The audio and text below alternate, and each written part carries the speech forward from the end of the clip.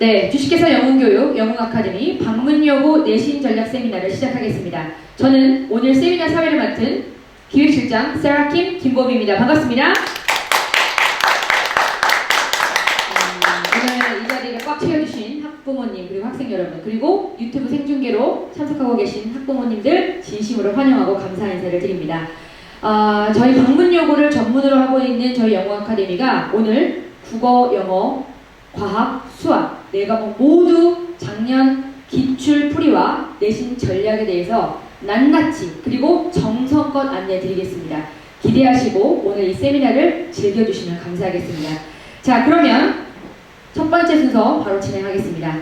방문여자고등학교 국어 출제 경향과 그에 따른 전략을 저희 영어아카데미 고등국어과 김민지, 수강교 민티 선생님께서 나오셔서 잘 진행해 주실 텐데요. 민티 선생님의 강의의 가장 큰 장점은 들으면 들을수록 빠지는 목소리와 엄청난 강의력입니다. 기대하시고 즐겁게 들어주십시오. 큰 박수로 모시겠습니다.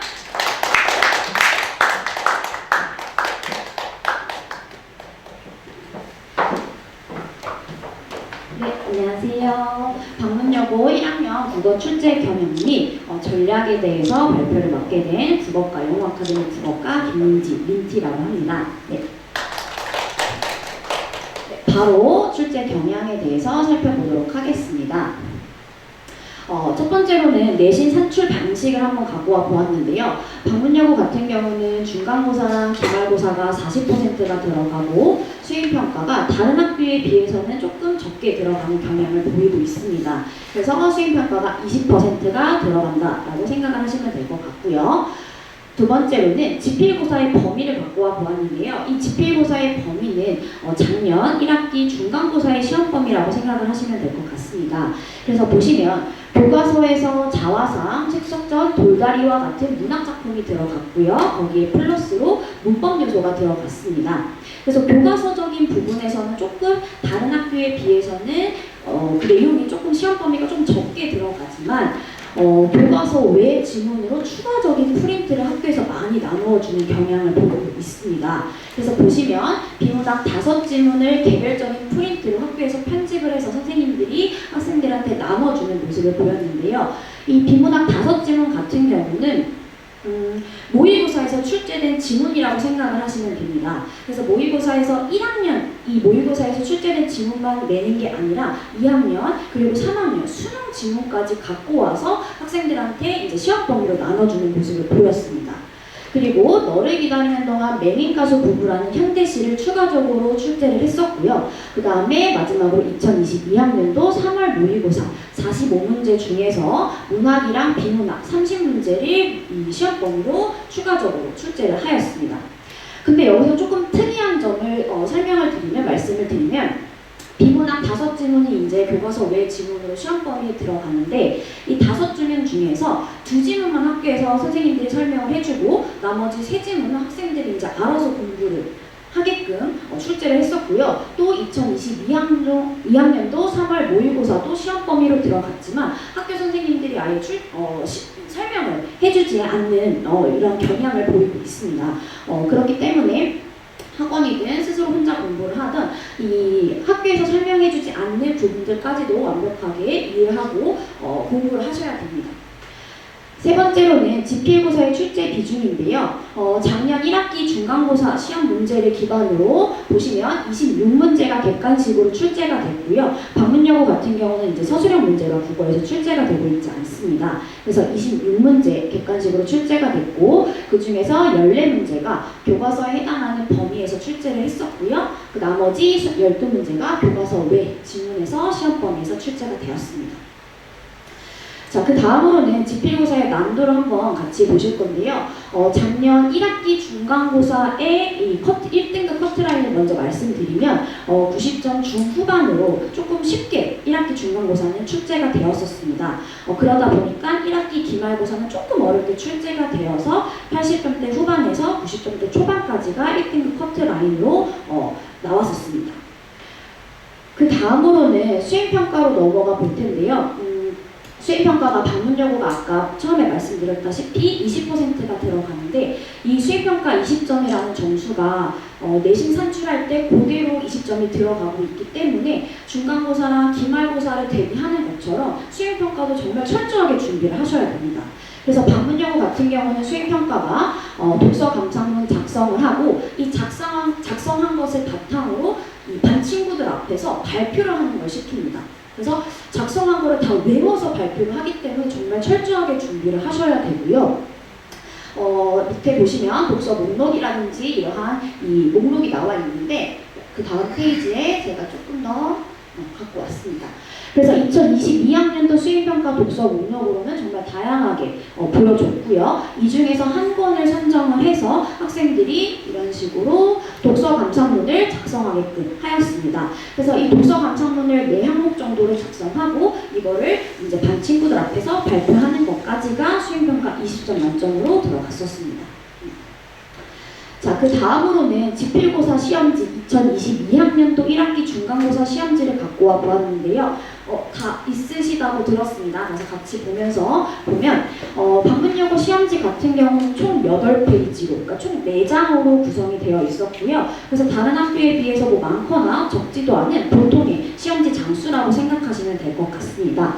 그래서 첫 번째 부분을 보시면 이 1번부터 5번까지의 지문은 교과서에서 실려있던 최첨전이라는 지문이 출제가 되었었고 다음 6번부터 8번 지문은 모의고사 지문, 비문학 지문이라고 생각을 하시면 될 것 같습니다. 그래서 교과서의 범위에 해당하는 지문과 교과서 외 지문에 해당하는 이러한 지문들이 이렇게 퐁당퐁당 출제되는 경향을 보이고 있었고요. 그리고 좀 특징적인 것은 제일 마지막 페이지에 이 23번부터 26번까지 문법 요소가 이렇게 4문제가 출제가 되는 경향을 보이고 있었습니다. 네, 그 다음으로는 지필고사의 특징을 한번 같이 살펴볼 건데요. 방문여고가 사립학교라는 점을 고려해서 선생님의 변동이 그렇게 크지 않다라는 점을 고려해서 최대 3개년을 이 시험지를 분석을 하였고 그 중에서 가장 중점을 둔 거는 작년 시험지라고 생각을 하시고 이 지필고사의 특징 5개로 정리를 해보았거든요. 그래서 이거를 같이 한번 보시면 될 것 같습니다. 그래서 지필고사의 특징 첫 번째로는 교과서 작품과 교과서 외의 작품이 결합해서 출제가 된다는 점입니다. 그래서 다음 페이지를 보시면 이게 작년 2022학년도 1학기 중간고사 시험지인데요. 이렇게 가와 나 작품은 교과서에 실려있지 않은 교과서 외 지문으로 따로 학교 선생님들이 나눠준 지문이었고 이 다지문이 교과서에 실려있던 작품이었습니다.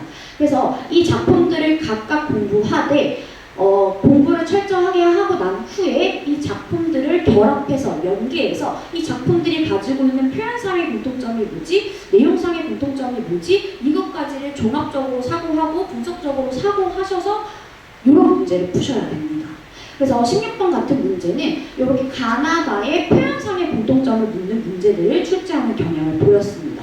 그래서 이거는 2022학년도뿐만 아니라 그 다음 21학년도 1학기 기말고사 시험지도 마찬가지 비슷한 경향을 보이고 있습니다. 그래서 가와 나 같은 경우는 교과서에 실려있는 작품이었고요. 이 다작품, 고전 시가 같은 경우는 그때 당시에 시험 범위로 들어갔었던 작품 중에 하나입니다.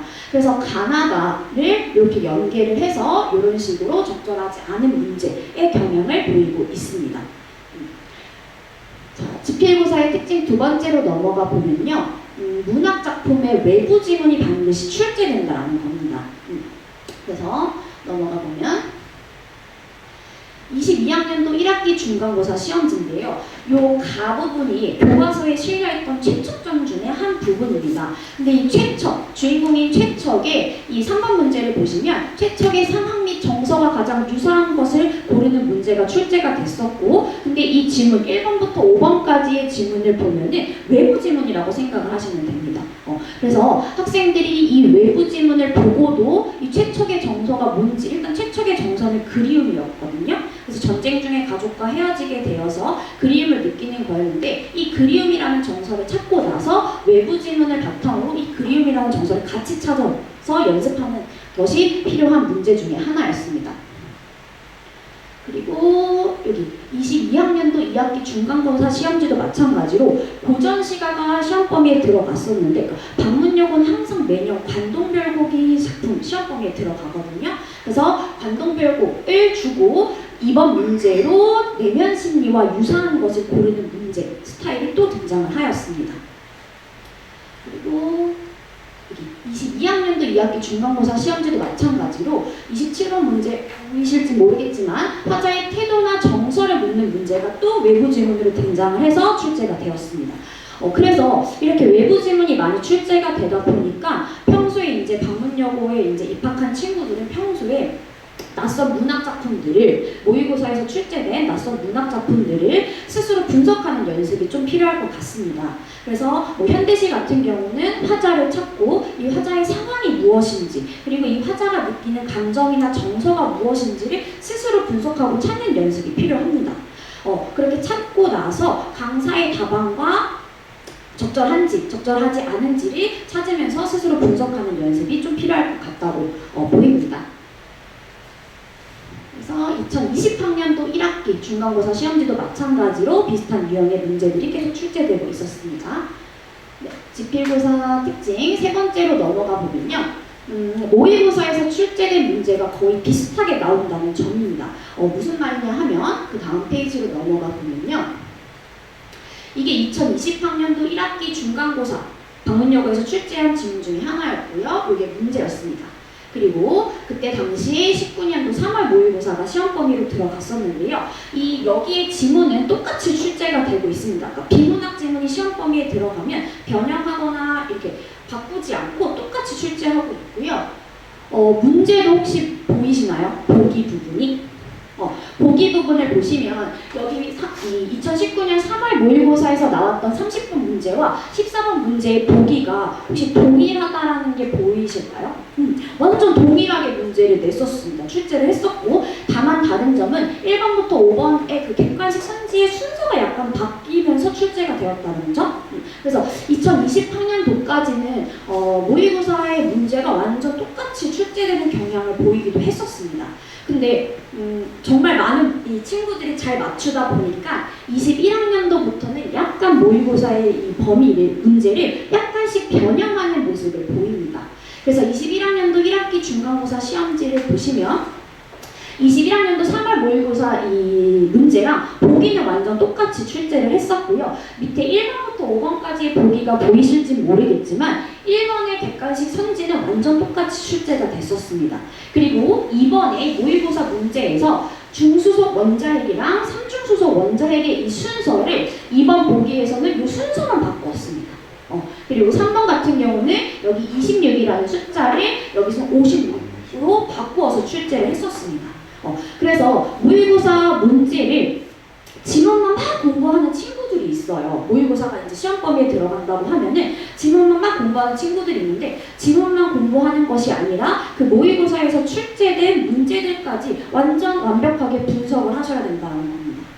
그래서 이런 식으로 문제가 나왔고 2021학년도 1학기 기말고사 시험지도 마찬가지로 보기는 동등하게 제시하되 밑에 객관식 선지들만 적절하지 않은 것을 문제 냈었고 학교 시험에서는 적절한 걸로 바꾸어서 문제를 내는 경향을 보였고요. 밑에 1번에 여기는 B라고 나와 있었지만 여기는 A라고 바꾸어서 그러니까 단어를 바꾸거나 순서를 바꾸거나 숫자를 변형해서 출제하는 문제 스타일을 보이고 있습니다.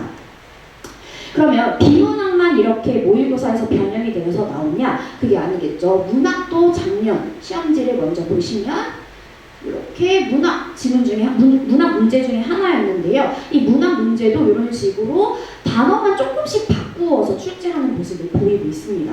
그래서 보시면 1번이랑 2번 같은 경우는 모의고사 문제랑 1학기 중간고사 시험지의 문제가 완전 보기 선지까지 똑같았고요. 3번의 디귿은 여기 4번으로 가가지고 순서가 바뀌어서 출제하는 모습을 보였습니다. 그래서 모의고사가 이제 시험 범위에 들어간다고 하면은 그 밑에 지문에 해당하는 문제들까지 완벽하게 푸셔야 되고 저랑 같이 하면서 제가 이제 변형 문제를 줄 거거든요. 그래서 그 변형 문제까지 완벽하게 터득하고 문제를 푼다면 이 모의고사 지문에서는 그렇게 틀리지 않을 거라고 생각이 됩니다.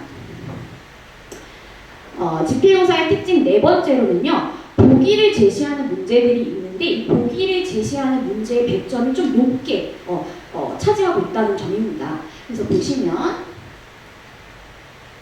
이게 작년 시험지였거든요. 그래서 2022학년도 1학기 중간고사 시험지의 5번 문제와 11번 문제가 둘 다 보기가 있는 문제들이었습니다. 근데 4.5점, 100점으로 가장 높은 100점을 차지하고 있는 문제들이었고요. 이러한 문제들을 보면 학생들이 이제 시험장에서 문제를 풀 때 보기를 읽지 않고 바로 그냥 1, 2, 3, 4, 5번을 들어가서 문제를 푸는 친구들이 꽤 많습니다. 근데 보기를 줬다라는 건 보기를 활용해서 문제를 풀라는 거거든요. 학교 선생님들이. 그렇기 때문에 바로 객관식 1번으로 들어가는 게 아니라 보기를 철저하게 읽고 난 후에 문제를 푸셔야 됩니다. 그리고 21학년도 1학기 중간고사 시험지도 마찬가지고 21학년도 2학기 중간고사 시험지도 기말고사 시험지도 마찬가지로 이렇게 보기를 제시하고 100점이 높은 문제의 스타일을 보였습니다. 지필고사의 특징 5번째 마지막으로는요. 어휘 및 고사성어 문제가 매번 출제된다는 점입니다. 그래서 보시면 22학년도 1학기 중간고사 시험지고요. 21학년도 1학기 중간고사 시험지였는데요. 이런 식으로 고사성어를 주고 문제를 푸는 이 문제들의 스타일의 경향을 보였습니다.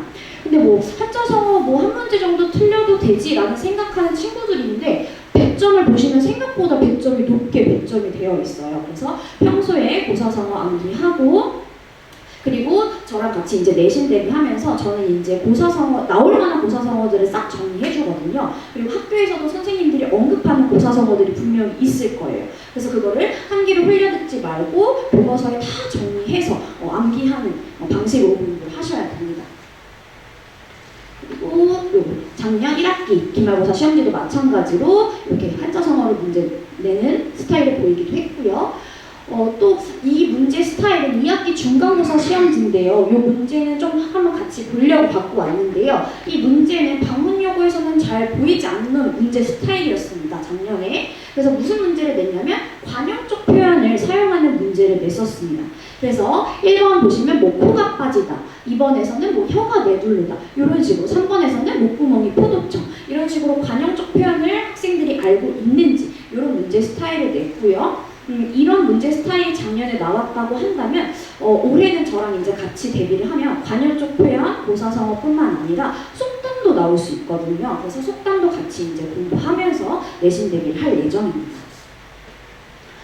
이렇게 고사성어 문제뿐만 아니라 방문여고에서는 이런 식으로 어휘를 묻는 문제도 출제가 되고 있어요. 그래서 여기 A에 물을 수 있다고 보았다, 책임을 묻다, 묻다의 문맥적 의미를 가장 유사한 것을 고르는 문제 스타일이 나왔고요. 이런 문제는 조금 쉬운 거 아니야? 맞출 수 있을 것 같은데 이런 생각을 하는 친구들 또는 학부모님들이 꽤 많으실 것 같은데 작년 1학기 중간고사에서 저랑 같이 배웠던 친구 중에 2문제를 틀린 친구가 있는데 그 중에서 1문제를 2문제를 틀렸었습니다. 그래서 생각보다 학생들이 어휘 문제를 딱 보았을 때 어렵다고 느끼더라고요. 그래서 평소에 어휘 공부를 할 때 모르는 어휘나 이런 것들이 있으면 저는 이제 무조건 사전을 찾아서 적는 연습을 시킬 겁니다. 그래서 포스트잇이나 그 빈 공간에 찾아서 이제 적는 연습을 할 거고요. 그 다음 문제 스타일도 21학년도 2학기 기말고사 시험도 마찬가지로 이렇게 문맥적 의미랑 가장 유사한 것을 고르는 문제 스타일이 자주 출제되고 있습니다. 그리고 20학년도 1학기 중간고사 시험지는 아예 A, B, C, D, E 해놓고 뜻풀이가 적절한 거 이런 문제를 내고 있기 때문에 어휘 공부도 평소에 철저하게 좀 하셔야 된다라는 생각이 듭니다. 네, 그래서 지필고사의 특징 5가지를 정리해 보았고요. 이 특징을 바탕으로 그러면 방문여고 1학년 내신 고득점을 받기 위해서는 어떻게 해야 되냐 전략 5가지 정도를 설명하고 마치도록 하겠습니다. 네, 첫 번째는 시험 범위에 해당하는 교과서 외 부분을 완벽하게 이해하고 암기해야 됩니다. 그러니까 이 부분은 당연한 거 아니야? 이렇게 생각을 하실 수 있죠. 근데 방문여고 국어 시험 범위가 생각보다 많습니다. 그러니까 다른 과목도 공부해야 되는데 시험 범위가 많다 보니까 학생들이 마지막에는 선택적으로 공부하는 친구들이 있어요. 그러니까 비문학이 5지문이 들어가지만 그 중에서 학교 선생님이 2지문만 설명을 해줬네? 그러면 나머지 3지문은 안 나오는 거 아니야? 이렇게 생각을 하는 친구들이 꽤 암기하고 암기할 부분은 암기하셔야 된다는 겁니다. 자, 두 번째는 시험 범위 중 모의고사 부분은 지문만 공부하는 것이 아니라 문제까지 꼼꼼하게 완벽하게 터득해야 된다는 점입니다. 그래서 이거는 아까 문제 스타일을 보셨다시피 방문요고 같은 경우는 모의고사 지문에서 문제를 비슷하게 출제하고 있기 때문에 그 문제, 지문만 공부하는 것이 아니라 그 문제까지도 완벽하게 익숙하게 문제를 푸셔야 됩니다. 자, 세 번째는 낯선 문학 작품을 스스로 분석하는 힘을 기르는 건데요. 그래서 방문여고는 이 모의고사의 문학을 출제하는 경향이 좀 높기 때문에 모의고사 문제들을 바탕으로 그 문제에 나오는 지문들을 스스로 분석을 하고 정서를 찾고 화자를 찾는 연습을 조금 하셔야 도움이 받을 것 같습니다. 네 번째로는 비문학 지문인데요. 비문학 지문도 방문여고가 이제 다른 학부에 비해서 비문학 지문이 많게는 8지문, 그다음에 적게는 6지문까지 한 번에 시험 범위에 들어갑니다. 그러니까 생각보다 비문학이 많이 들어가요. 그렇다 보니까 평소에 비문학 지문을 문단별로 요약하고 정리하는 연습이 필요한데요. 이게 고등학교 1학년 친구들이 솔직히 요약하고 정리해라고 하면 조금 어려울 수 있어요. 그래서 평소에는 일단은 저게 어려운 친구들은 문단별로 나누고 그 문단에 해당하는 중요한 어휘라든가 중요한 키워드라든가 중심 문장을 밑줄 치는 연습부터 하셨으면 좋겠습니다. 그리고 다섯 번째는 어휘, 고사성어를 반드시 공부하셔야 되겠죠, 평소에. 그래서 모르는 어휘는 사전을 찾아서 의미를 반드시 확인하셨으면 좋겠습니다. 그래서 맥락적으로, 문맥적으로 이런 뜻 알 것 같아 라고 해서 그냥 넘어가는 게 아니라 반드시 조금 헷갈리는 단어들은 무조건 찾아서 그 옆에 공간에 또는 포스트잇에 적어서 좀 사전을 확인하는 연습을 좀 하셨으면 좋을 것 같습니다. 네, 이상으로 방문여고 1학년 국어 설명을 마치도록 하겠습니다. 감사합니다.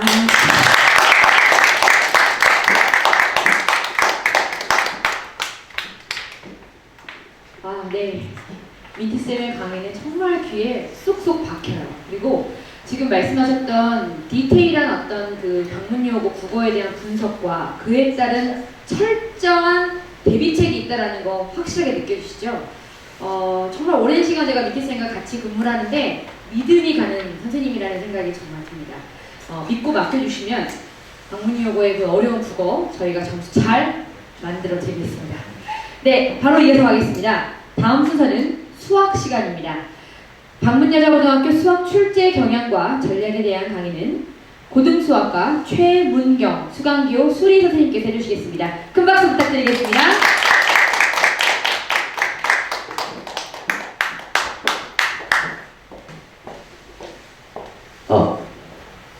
그림과 사진과 좀 다르죠? 미지 시절입니다. 네, 방문여고 이제 그 수학 부분에 대해서 말씀을 드릴 텐데요. 이제 하나하나 좀 보시면서 설명을 한번 해드려보겠습니다. 첫 번째는 내신 출제 경향에 대해서 말씀을 드릴 텐데요. 내신 산출은요, 중간고사가 40%, 그 다음에 기말고사 40%, 그리고 수행평가가 20% 이렇게 구성이 되어 있어요. 어느 학교나 다 마찬가지로 대부분의 송도 권역에 있는 학교들은 대부분 수행평가가 20, 중간, 그 다음 기말, 지필고사가 40, 40 이렇게 평가가 되어 있는데요. 그러니까 수행평가가 상당히 중요한 비중을 차지하고 있는데 남학교와 조금 다르게 여학교는 수행평가 시험을 봅니다. 그래서 시험으로 배점을 정하기 때문에 그 부분에 좀 약간 좀 주의를 주셔야 되고요. 지필고사 범위는 송도에서 제일 작아요. 범위가 제일 작습니다. 다항식부터 방정식, 부등식 2차 함수까지만 진행되고요. 대부분의 학교들은 이 다음 소단원이 고차 방정식이라든가 이제 여러 가지 부등식까지 들어가는 학교들이 많은데 방문여고는 대체적으로 2차 함수까지만 좀 범위를 좀 작게 줍니다. 지필고사는 이제 학교 프린트, 그 다음에 학교 기출문제, 그 다음에 교과서 개정 문제, 그 다음에 이제 모의고사에서 출제가 되는데 여기서 제가 한 가지 팁을 드릴게요. 모의고사에서 출제가 된다 그러면 대부분 그 선생님들이나 이제 친구들이 2개년, 3개년 모의고사를 찾는데 대체적으로 그 해에 6월 모의고사를 많이 찾아요. 근데 방문여고는 좀 특이해요. 고등학교 2학년 3월 모의고사에서 출제를 합니다. 고등학교 2학년 3월 모의고사가 1학년 전범위거든요. 그 중에서 중간고사 범위에 들어가는 부분을 발췌해서 출제를 해요. 그러니까 허를 찌르는 거죠. 왜냐면 누구나 다 6월 모의고사 풀 거라는 걸 알기 때문에. 그래서 방문여고는 2학년 3월 모의고사에서 발췌를 해서 좀 출제를 하는 편입니다. 난이도는 그렇게 어렵진 않고요. 이제 중3 정도 난이도를 가지고 있고요. 지표보다 특징이 이제 예전에는 코로나 여파여서 그런지 모르겠는데 이제 객관식 23문항으로만 출제가 됐어요. 전부 객관식으로만 출제가 됐었죠. 그러니까 서술형과 서답형이 존재하지 않았어요. 그래서 이제 이게 한번 컴플레인이 들어간 적이 있었어요. 학교에 작년에. 왜냐면 이제 어려운 고난이도 문제 같은 경우를 이제 공부를 못하는 6등급, 7등급의 친구들이 찍어서 맞추는 현상이 나타나기 시작하는 거죠. 그럼 등급이 올라가잖아요. 그러다 보니까 상위권 친구들이 실수를 해서 점수를 떨어뜨린다는 거죠. 그래서 이제 대규모 컴플레인이 들어왔어요. 그래서 올해부터는 아마 서답형 세 문제가 출제가 될 거예요. 지금 현재 2학년, 3학년은 서답형 세 문제를 출제를 하고 있고요. 그래서 아마 객관식 19문제와 서답형 세 문제에서 22문항으로 출제될 가능성이 높습니다. 그래서 대부분이 이제 그 교과서와 그 다음에 방문 요구의 좀 또 다른 특징 중에 하나가, 그러니까 아직까지 올해는 어떻게 바뀔지가 모르겠어요. 이제 작년까지는 이제 코로나 여파로 인해서 기출문제, 전년도 기출문제를 조금씩 변형을 해서 출제를 했어요. 그래서 기출문제를 풀어본 친구들은 상대적으로 좋은 점수를 얻을 수 있었고, 그렇지 않은 친구들은 좀 낮은 점수를 얻을 수밖에 없었죠. 그리고 이제 시험 문제가 전부 객관식이다 보니까 오히려 객관식이면 점수가 잘 나올 것 같은데 의외로 100점이 나오질 않아요. 계산 실수라는 큰 함정을 파놓거든요, 학교에서. 그래서 대부분의 아이들이 문제를 풀었을 때 자기가 계산한 답이 보기에 존재한다면 빠르게 넘어가겠지만, 보기에 존재하지 않는다면 2번, 3번 계속 반복으로 풀겠죠. 그럼 시간적인 부분이 반드시 부족합니다. 그래서 학년 평균은 50점대로 구성이 되고요. 1등급 커트라인은 90에서 93점 사이가 1등급 커트라인입니다. 수행평가는 이제 그 형성평가, 그리고 발표인데 방문은 도장의 개수를 좀 약간 중요시 여겨요. 도장의 개수를 여기는데 이제 도장을 받는 방법은, 그러니까 수행평가가 자기가 조금 뭐 틀려서 수행평가 점수가 좀 낮다 하더라도 이게 발표나 기타 등등을 통해서 도장의 개수를 채울 수가 있거든요. 그럼 형성평가 같은 경우는 객관식 12문항과 서술형 2문항으로 출제가 됐었고, 그 다음에 작년 같은 경우는 그렇게 출제가 됐었고요. 그 전년도는 23문항으로 출제가 됐었어요. 그러니까 해마다 조금씩 바뀌기는 해요. 그래서 그게 어떻게 바뀔지 모르겠는데 작년 기준으로는 객관식 12문항, 서술형 2문항인데, 여기서 이제 전체 14문항 중에서 8문항 정도는 누구나 다 풀 수 있는 그런 문항으로 출제가 돼요. 나머지 2문항이 좀 어려운 문항이 출제가 됩니다.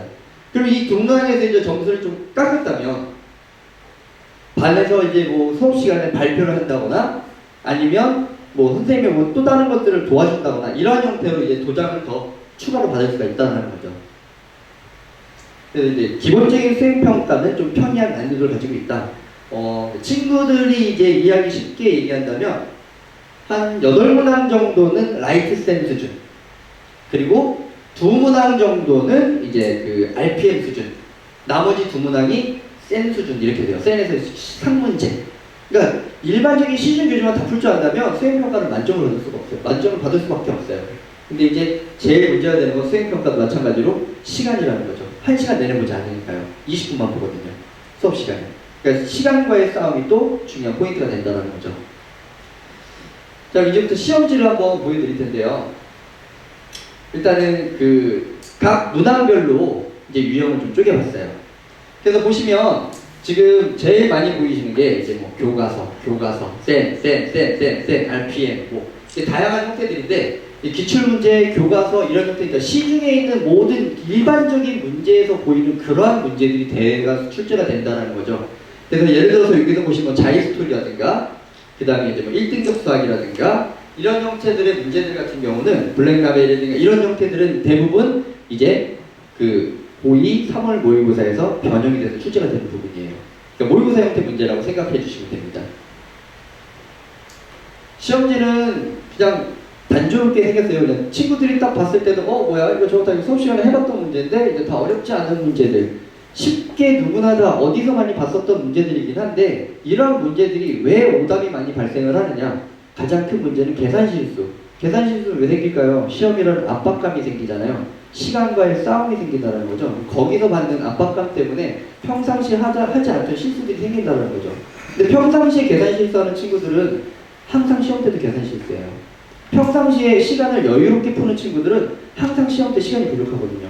그래서 제일 중요한 포인트는 정해진 시간 안에 문제를 전부 다 풀 수 있는 훈련이 필요한 거죠. 실질적으로는 23문제라고 되어 있지만 이 안에 있는 작은 소문제까지 따지면 약 28문제에서 30문제를 풀어야 되는 거거든요. 근데 제한된 시간은 50분이라는 시간 중에서 OMR 체크를 제외하면 45분이거든요. 45분 안에 문제를 풀어야 되기 때문에 상당히 시간과의 싸움이 필요하다는 겁니다. 제일 고난이도 문항 같은 경우가 이제 23번 문항, 그리고 22번 문항. 이 두 문항이 이제 제일 고난이도 문항이에요. 그리고 이제 그 전년도 같은 경우는 약간 특이하게 대체적으로 문제가 1번부터 점점 난이도를 이제 블럭처럼 쌓는 표현이었는데 전년도는 중간중간에 볼록 튀어나오게끔 난이도가 좀 약간 튀는 형태들이 만들어졌었어요. 친구들이 이제 문제를 풀 때 번호에 의존하는 게 아니라 그냥 형태대로만 문제를 접근하는 게 가장 좋은 방법이에요. 번호를 보고 문제 난이도를 스스로 판단하는 게 아니라 그냥 문제 자체를 보고서 난이도를 판단하는 게 제일 좋다고 생각을 합니다. 그럼 약간 좀 세분화돼서 한번 보겠습니다.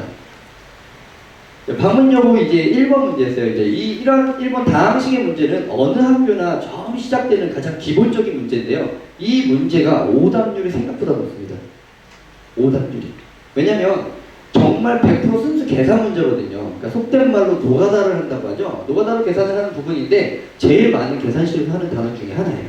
그래서 제일 많은 오답이 생기는 게 1번이고요. 이게 2021년도 문제와 이제 유사한 형태로 이게 출제가 되는 거죠. 작년도 기출 문제와 올해 나왔던 문제 이런 형태로 구성이 되고요. 또 한 문제를 보여드리면 이제 3번 문제예요. 이런 형태랑 이제 작년도의 3번 문제 거의 유사한 형태, 숫자만 바꿔서 낸다는 거 보이시나요? 형태가 똑같다라는 거죠. 또 다른 문제 보여드릴게요. 자, 이제 5번 문제. 근데 얘는 5번 문제였지만 그 전년도에는 24번 문제였어요. 마지막 문제였거든요.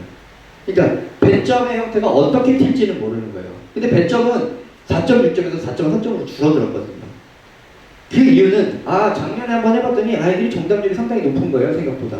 그럼 난이도가 높지 않구나. 좀 낮춰보자. 그러니까 아이들의 점수, 정답률과 오답률을 따라서 문제의 난이도를 조금씩 바꾼다는 거죠. 형태가 똑같은 형태인 거예요.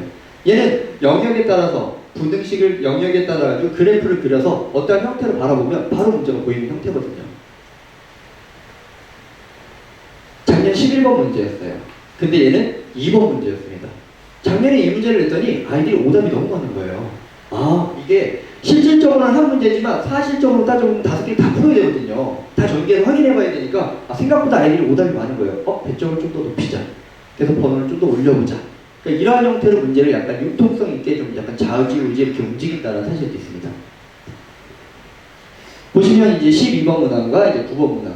기출문제로 이제 형태가 비슷한 문항인데 얘가 꼭 기출문제만 있는 건 아니에요. 일반적으로 다 풀어볼 수 있는 시중에 있는 모든 교재에 다 수록되어 있는 그런 기본 문항이거든요. 가장 기본 베이스로 물어보는 그런 개념 문항들인데 이제 그런 문항 위주로 출제가 된다는 사실이죠. 23문항 중에 이와 같은 형태를 가진 문항은 약 15문항 정도가 돼요. 그럼 나머지 8문항은 이제 응용된 문항들이겠죠. 7번 문제였어요. 근데 얘는 이제 센에서 이제 상 문제입니다. 같은 유형의 형태들의 문제를 조금 이제 식을 바꿔서 변형해서 문제를 출제되는 건데 사실상 이 문항도 그렇게 어렵다라는 표현을 쓰기가 힘들죠. 근데 단지 이제 친구들 입장에서는 뭔가 값이 큰 값이 나오기 때문에 그 부분에 대해서 이제 계산 실수를 유도하기 위해서 약간 이런 형태로 변형을 시켜버린 겁니다. 이 문제 같은 경우 이제 모의고사 문항이었어요.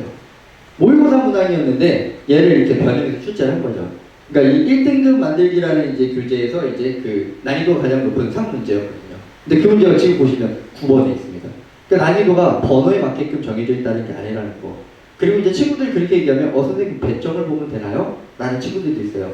근데 친구들도 이제 문제를 풀다 보면 이제 뭐 센이라든가 RPM이라든가 다양한 문제들을 풀다 보면 쭉 문제를 풀어보다가 상이라는 그 코멘트가 나오면 아이들이 그냥 좀 스킵을 하고 넘어가는 성향도 많거든요.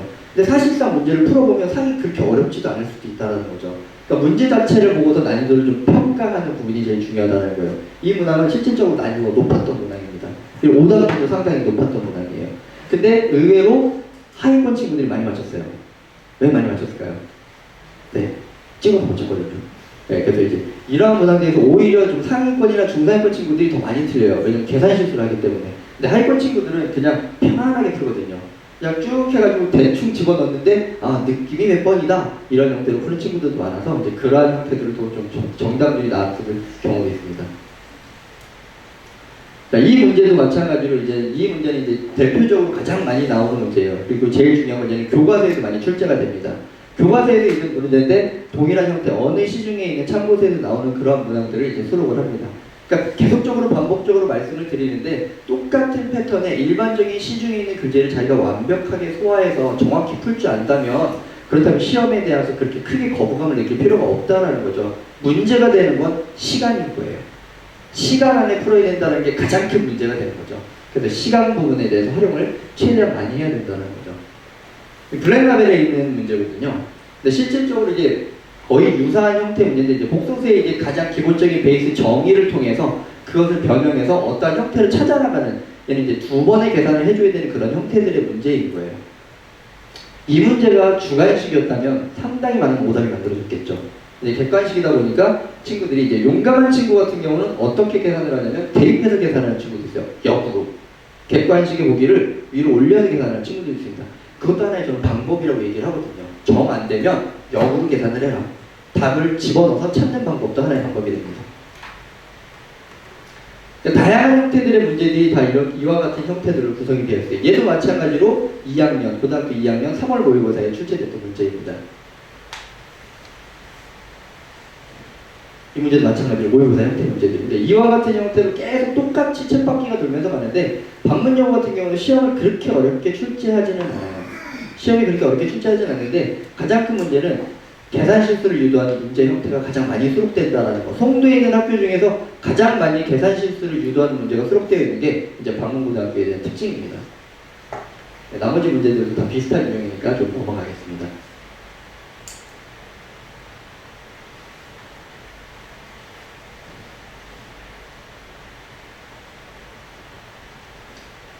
네, 그러면 내신에 대해서 좀 총괄해서 좀 정리를 해드릴 텐데요. 첫 번째는 학교 프린트, 그 다음 작년 기출 기반으로 문제를 출제한다고 했는데 여기서 학교 프린트라고 하는 게 별다른 프린트가 아니에요. 교과서예요. 교과서와 교사용 자료집이라는 두 가지 프린트를 좀 친구들한테 나눠주는데 난이도는 그렇게 어렵지 않아요. 그냥 쉽게 풀 수 있는데 제일 중요한 건 친구들이 너무 문제가 쉽다 보니까 그냥 무시하고 약간 분실하는 경우가 상당히 많은데 꼼꼼하게 풀어봐야 돼요. 그 안에서 변형을 해서 문제를 내거든요. 두 번째는 뭐 일반적인 셀이나 RPM이나 시험에 꼭 나오는 형태들 그러한 문제들을 반드시 꼭 완벽하게 숙지해야 된다는 거죠. 그래서 그 문제를 풀어나갈 때 이 문제가 숫자가 바꿔도 내가 풀 수 있다 없다라는 걸 정확하게 인지를 하셔야 돼요. 그래야지만 정확한 점수를 받을 수 있습니다. 1등급을 하기 위해서는 반드시 교육청 기출문제 그리고 시간 관리가 제일 중요하다고 말씀드렸죠. 교육청 기출문제라고 하는 건 이제 모의고사 형태예요. 그래서 기본적으로 풀어봐야 되는 게 2개년치 6월 모의고사와 2개년치 고등학교 2학년 3월 모의고사 이렇게 정도는 꼭 풀어보셔야 돼요. 내가 꼭 1등급을 맞고 싶다면. 근데 1등급을 맞고 싶다면 다음과 같이 그러한 연습들이 좀 중요하고 그다음 제일 중요한 건 제한 시간에 무슨 테스트를 본다 하더라도 45분이라는 시간이 정해져 있다면 본인이 그 문제를 다 수월할 때 해결할 때 제일 중요한 시간대는 38분에서 40분이 나와야 돼요. 그렇지 않으면 학교 시험에서는 절대 그 시간을 풀 수가 없거든요. 수행평가는 이제 제일 중요한 만약에 아까도 말씀드렸지만 내가 수행평가에서 좀 실수를 했다, 점수를 좀 잃었다 라고 하면 수업 시간에 정말 적극적인 발표를 해야 됩니다. 발표를 하게 되면 도장의 개수를 1개를 주는 게 아니라 0.5개를 줘요. 그래서 발표의 개수에 따라서 좀 짜죠. 0.5개. 1개도 아니고. 그렇게 해서 좀 발표를 하는데 반대로 도장을 깎을 수도 있어요. 그러니까 감점도 있다라는 사실도 알아두셔야 돼요. 대부분 감점당하는 친구들은 좀 수업 시간에 졸거나 이제 뭐 좀 약간 뭐 다른 과목에 뭐 공부를 한다거나 이런 식의 이제 발각될 경우에 감점을 당합니다. 난이도는 평이하지만 말 그대로 이제 수행평가 두 문제 서술형 문제가 좀 난이도가 있는 부분이다 보니까 그 문제 두 문제에도 많이 신경을 쓰셔야 돼요. 그다음 학교 프린트, 그다음에 충분한 반복, 심화 문제 풀이 연습을 좀 다양하게 진행을 한다면 친구가 이제 고등학교 올라가서 점수를 딸 때 충분히 어느 정도 중상위권까지는 누구나 다 노려볼 수 있는 거고 방문여고의 가장 큰 특징 한 가지만 말씀드리고 좀 정리를 할게요. 방문여고의 가장 큰 특징 중에 하나는 1등급이 고정이 되어 있습니다. 1등급이 친구들이 좀 고정이 되어 있어요. 그래서 2등급, 3등급의 그 유동이 좀 심해요. 파동이. 그리고 3등급 밑에 4등급부터는 4, 5, 6, 7등급이 서로 돌아요. 그러니까 중간 허리층이 거의 없죠. 그러니까 상위층이 존재하기 때문에 내가 첫 시험에서 어떻게든 길을 써서 1등급을 맞는다면 절대 떨어지지 않는다는 거예요. 그래서 첫 시험이 가장 중요한 포인트가 된다는 거 꼭 기억해 주시고요. 이와 같은 식으로 이제 계속적으로 이제 제일 중요한 포인트가 시간, 그리고 전년도 기출을 반드시 풀어볼 것. 그 다음에 시중에 있는 문제집을 절대 버리지 않고 꼼꼼하게 체크할 것. 그 다음에 모의고사를 완벽하게 숙지할 것. 이 네 가지만 철저하게 반복한다면 방문고등학교에서 상위권을 유지하기는 상당히 생각보다 수월할 겁니다. 네, 여기까지 그 수학 부분에 대해서 말씀드리겠습니다. 감사합니다.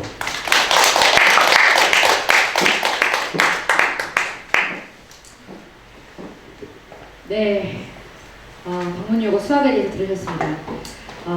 많은 도움이 되고 계시죠. 막 사진도 찍으시고 메모를 하고 있는 친구들도 보이는데 진짜 더 열심히 해야겠다는 생각이 듭니다. 올해 한 해 동안 방문요고 우리 학생들을 위해서 영어, 수학, 국어, 과학 선생님들 그리고 저희 임원 경영진들까지 똘똘 뭉쳐서 학생들 멘탈 관리할 거고 학생들 공부하게 계속해서 도울 거고 그래서 목표를 작게나마 하나하나 성취해 나가는 과정 꼭 보여드리도록 하겠습니다.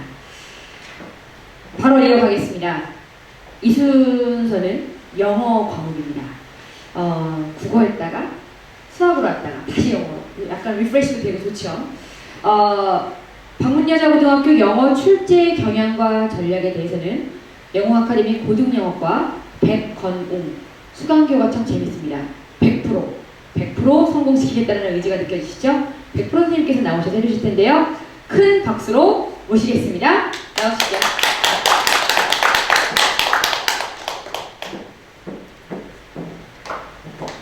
네, 여러분 즐거우신가요? 네, 좀 편안한 마음으로 자리 갖게 해보겠습니다. 수강교 100% 백건웅 선생님이고요. 영어 아카데미 고등부 영어과를 맡고 있습니다. 이 옷 똑같은 옷입니다. 네, 이거 맞춰 입고 왔습니다. 네, 바로 가보도록 하겠습니다. 네, 방문여고 1학년 영어 내신 출제 경향 보겠습니다. 먼저 내신 산출 방식. 사실 아까 전에 수리쌤께서 말씀해 주셨지만은 수행평가, 그 다음에 중간 기말이 거의 다 비슷합니다. 35에서 40%, 중간 기말, 수행평가에서 20 내지 30% 이렇게 나온다고 보시면 되겠고요. 먼저 작년 1학기 중간고사 범위 보시면 교과서와 방문요고 같은 경우는 2020년, 21년, 22년 쭉 3개년도를 분석해 봤을 때 교과서 1과 2과는 2개 과 정도는 무조건 들어간다 보시면 될 거고요. 그리고 전국 연합학력평가가 들어가는데 자, 작년 같은 경우는 특이하게 또 무교재가 또 들어갔어요. EBS 교재가 들어갔고 사실 여기서 조금 말씀드릴 게 뭐가 있냐면 이 무교재에서 작년에 방문여고 1학기였나 2학기였나 잘 생각이 안 나는데 재시험을 봤던 기억이 나요. 두 문제 정도가 뭔가 좀 미스가 있어가지고 출제에 좀 오류가 있어서 재시험을 봤던 기억도 나는데 사실 제가 이런 거 담당할 여기는 아니겠지만 방문여고 이제 현직 선생님들께서 하시겠지만은 부교재가 상당히 조금 그 자체가 조금 까다롭다고 해야 되나요? 뭔가 약간 좀 일반적으로 쓰는 그런 EBS 교재가 아니라 문법 위주의 교재였는데 사실 조금 그 교재 선생님이 좀 아쉬운 점이 있었고 실제로 그 문제 출제하시는 분들 입장에서도 많이 좀 까다로웠을 것 같아요. 오죽했으면 또 재시험까지 문제를 또 받겠습니까? 자, 어쨌든 간에 그랬고요. 보시면 집필고사 출제 비중이 작년 같은 경우 중간고사예요. 어휘교재에서 19%. 이 어휘교재가 중요한 이유는 뭐냐면 여기에서 이제 수행평가를 낸다는 겁니다. 수행평가를 여기서 내요. 그리고요. 이 수행평가 냈던 거를 기준으로 단어 시험에도 나와요. 10점 정도 나옵니다. 그래서 맨 앞에 1번부터 한 6번, 7번 정도까지가 단어 시험에 배정이 돼 있어요. 그래서 수행평가를 잘 준비하시면 평소에 당연히 객관식 10점 정도는 그냥 맞을 수 있는 거겠죠. 네.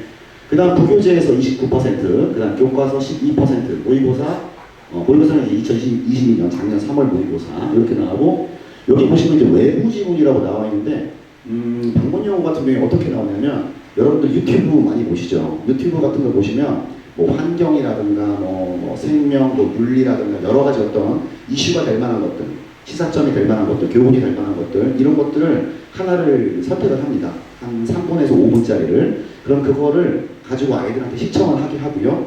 그걸 가지고 이제 텍스트를 뽑아냅니다. 추출을 해서 그거 가지고 이제 문제를 내는 거예요. 어떤 식으로 내냐면 내용 일치하지 않는 게 뭡니까? 이렇게 고르는 식으로 나옵니다. 별로 어렵지 않아요. 사실은 저희도 준비할 때도 전부 다 그 텍스트 이들이 지문을 다 추출해가지고 아이들이 학생들이 문제를 잘 대비할 수 있게끔 하니까 너무 걱정하지 마시고요. 자, 그 다음 2021년 1학기입니다. 1년 전이죠. 2년 전. 역시 교과서 1번, 2가 나왔고요. 전국 연합학력평가가 작년과 다르게 재작년에 어떻게 나왔죠? 전국 연합학력평가가 2개가 나왔어요. 2개. 그러니까 어떻게 보시면 되냐면 이렇게 보시면 될 것 같아요. 만약에 방문여자고등학교에서 올해에 만약에 이제 1학기 들어가셔서 한 일주일간 2주일 안에 부교재를 만약에 선정을 해주면 거기에서도 이제 출제가 될 거고, 그렇다면은 올해 볼 3월 23일 모의고사에서 또 출제를 하겠죠. 근데 만약에 부교재를 선정하지 않으면 개수를 맞춰야 되기 때문에 지문이 보통 뭐 송도에 관내에 존재하는 대부분 학교들이 그렇지만은 한 50지문 정도를 냅니다. 교과서 외에. 아마 그렇게 맞출 거예요. 그래서 부교재가 들어갈 수도 있고 안 들어갈 수도 있습니다. 만약에 안 들어가게 되면 재작년처럼 모의고사 2개를 합쳐서 한 40지문 정도로 낼 수 있겠다라는 점을 알고 계시면 될 것 같고요. 자, 출제 비중이 조금 달라집니다. 자, 이제 재작년 같은 경우는 어휘 교재는 좀 비슷해요. 자, 교과서가 좀 많이 올라갔고요. 20% 정도로. 모의고사가 압도적으로 올라갔죠. 이런 식으로. 그러니까 실제로 부교재랑 모의고사에서 거의 다 출제된다고 보시면 되는 겁니다. 종합해 보면은. 교과서에서는 그러니까 거의 20% 내외. 사실은 이거는 방문 요고만 해당되는 게 아니라 송도에 존재하는 대부분 학교들이 다 이런 식으로 가고 있다는 점. 요거를 유념해 주시면 좋겠고요. 다행인 건 뭘까요? 다행인 거는 시험 난이도가 어렵진 않습니다. 사실은 중상이라고 하기도 조금 애매할 수도 있어요. 이게 2020년도 같은 경우는요, 제가 지금 21년하고 22년을 제가 지금 이렇게 해놨는데, 20년 같은 경우는 주관식 서술형이 26점이었어요. 자그마치. 자그마치 26점이었고, 대부분 주관식 서술형에서 많이 틀려가고 점수를 깎아먹거든요. 그러니까 중학교 때는 100점 만점에 시작을 한다 보시면 돼요. 대부분 객관식이니까. 찍어서 맞을 수라도 있죠. 하지만 주관식 서술형이 나오다 보니까 거기서 부분 점수는커녕 빵점을 맞아버리면 허다합니다. 사실은 주관식 서술형을 잘해야 돼요. 그래서 근데 다행히도 2021년, 2022년 오면서 난이도가 조금 낮아졌다. 할만하다. 그리고 심지어 20년도에는 시험지를 제가 아마 지금 기출문제 지금 보시고 계시겠지만 거기는 20년도가 없을 거예요. 뭐냐면 굳이 그걸 볼 필요는 없을 것 같아요. 다시 옛 시즌으로 돌아갈 것 같지는 않거든요. 2020년도 같은 경우는 단어 시험이 아예 없었어요.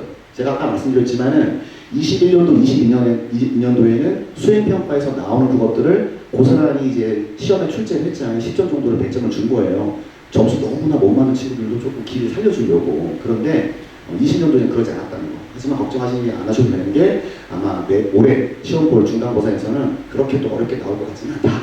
이 점 알고 계시면 될 것 같고요. 난이도는 그래서 중상, 중중 정도, 중중상, 중중 이렇게 보시면 될 것 같습니다.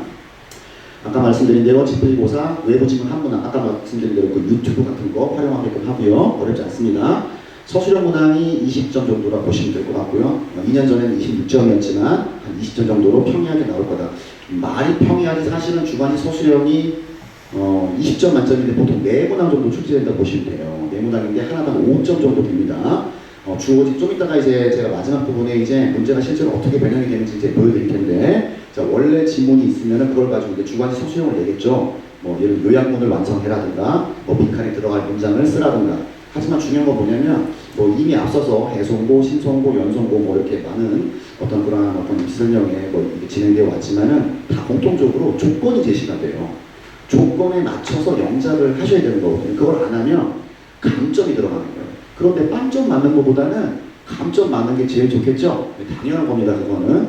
네. 자, 그렇게 하면 될 것 같고요. 그 다음, 수행평가. 수행평가 중요하죠. 어휘시험. 이거 무조건 하셔야 됩니다, 이거는. 어휘시험은 하셔야 되고, 지정 어휘 교재가 달라질 수 있습니다. 하지만 별로 어렵지 않습니다. 네. 범위 내에서 출제할 거고요. 실제로 이 어휘시험을 잘 보셔야 됩니다. 그래야 단어시험, 중간고사, 기말고사 때 10점 정도씩 100점 된다 그랬잖아요. 여기서 고스란히 나올 거기 때문에 이건 얻어먹는 그냥 점수라고 보시면 될 것 같아요.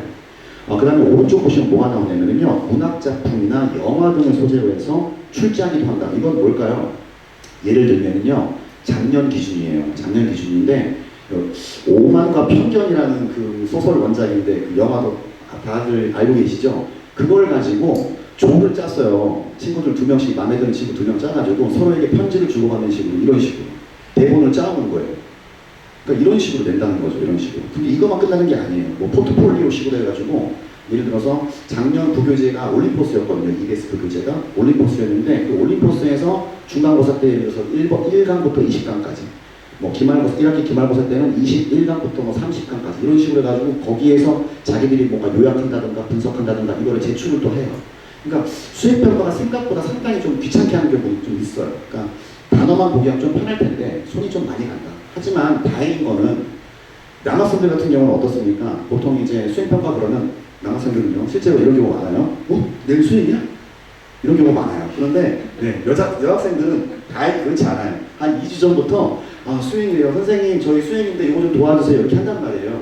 미리미리 말씀만 해주시면 저희들이 다 도와드리니까 너무 큰 염려 안 하셔도 돼요. 아시겠죠? 미리 준비하셔라. 수행평가는 미리 꼼꼼하게 준비하시면 여기서는 감점 거의 다 할 일 없다. 아시겠죠? 무슨 말인지? 네. 지금 제가 지금 갖고 있는 자료는 여러분들이 갖고 계시는 자료랑 조금 다를 수 있습니다. 하지만 그 내용은 똑같습니다. 지금 보시다시피 잘 안 보이시겠지만은 이게 지금 2022년 1학기 중간고사, 작년 중간고사거든요. 보면은 보시다시피 1번부터 7번까지인가요? 전부 다 단어가 지금 나와 있잖아요. 이 단어가 아까 말씀드린 대로 수행평가에서 나오는 그 단어예요. 그러니까 수행평가를 잘 준비했으면 그냥 얻어가는 거예요, 10점을. 틀리면 안 되죠. 단어 모르면 어떻게 돼요, 영어에서? 까만 건 글씨, 하얀 건 종이. 그렇죠? 볼 수가 없는 거예요. 그러니까 무조건 단어는 외우셔야 돼요. 아셨죠? 네. 자, 그렇게 되고 뭐 지금 보시면 뭐 8번, 9번 이렇게 돼 있는데 사실은 요 종이가 좀 나갔으면 조금 더 좋았을 것 같다는 생각이 드는데 제가 잠깐 눈이 잘 안 보이긴 한데 지금 8번 문항이 뭐냐면요 22년도 작년 3월 모의고사에 30번 문항에서 나왔던 건데요 30번 문항이 뭐냐면요 1번부터 5번 중에 문맥상 적절하지 않은 단어 골라라 요거예요. 그게 원래 지문이에요. 이게 원래 지문인데 어떻게 출제됐어요? 밑줄 친 A가 의미하는 바로 가장 적절한 거. 저것도 수능 형식이거든요. 21번 문화로 지금 픽스됐어요. 그 정도 출제가 돼요. 함축은이 추론 문제라고 해가지고. 그러니까 지금 뭐 사실 이런 것들은 지금 맛보기로 보여드리는 거고 해송이든 신송이든 연송이든 방문이든 사실은 국내에 존재하는 모든 학교들, 고등학교들은 이런 식으로 모의고사가 됐던 교과서가 됐던 심지어 부교재가 됐던 간에 이런 거를 수능으로 똑같이 바꿔서 출제한다는 거예요.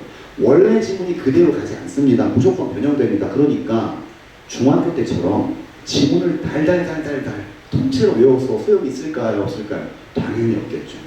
무슨 말씀인지 아시겠죠? 제가 마지막 부분에 대해서 어떻게 대처해야 되는지에 대해서는 마지막에 설명 한번 드릴 거예요, 여러분들. 자, 그래서 이런 것들은 그냥 패스를 하겠습니다.